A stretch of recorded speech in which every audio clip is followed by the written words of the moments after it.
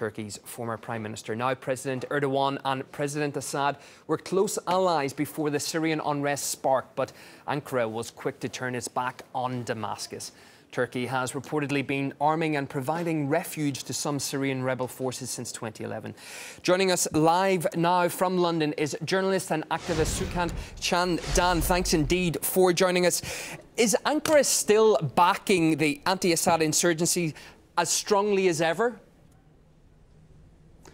I think it is. All indicators point to that being the case. If we see the obvious deal that was done with the so-called Islamic State, perhaps un-Islamic State, with the 50-odd consulate staff from Mosul of the Turks, it was very clear that the Turkish state has done a deal with the death squads holding that consulate staff. If we understand that 12,000 so-called jihadis, these are not jihadis, these are death squad members, some of which have gone from London and England and France and Belgium, has gone through the Turkish-Syrian border, and nothing could be clearer. While Turkey facilitates the death squads going into Syria to overthrow a sovereign government, at the same time they are stopping Kurds going to defend their compatriots across the border on the Syrian side. So really, the whole situation is very clear, and this is a strategy that is part and parcel and in harmony and synchronization and coordination with the leading NATO powers, especially France, Britain, the United States, to develop the circumstances for bombing Syria, not to confront the so-called Islamic State, because they've been facilitating their rise there, but to actually have a strategy in place to bomb the Syrian Arab army and the Syrian government, because they really want to finish the job, but that remains to be seen whether that can be possible. But what about the logistics even of the whole thing? Is Turkey in a position to deal with such a massive influx of refugees currently? Well, Turkey has to really deal with the fallout of its own policy. If you're going to conduct war and terrorism, state-sponsored, Turkish state-sponsored terrorism against your neighbour, which you had hitherto been an ally of, then you're going to have to deal with some of the fallout. Now, obviously, Turkey has a long-standing intergenerational policy, actually, of anti-Kurdish policy, wiping out tens of thousands of villages in the late 90s in the Kurdish area of Turkey.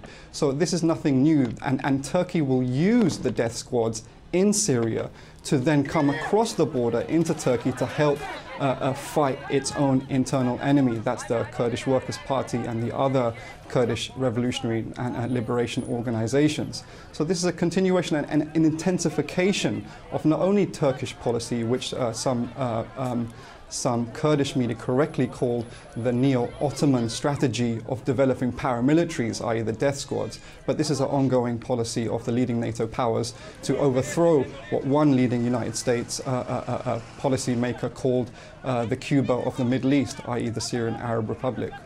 Okay, now a number of top US officials say there's no way to avoid a ground operation if Washington and its allies want to defeat Islamic State. Why is the US government therefore objecting to that?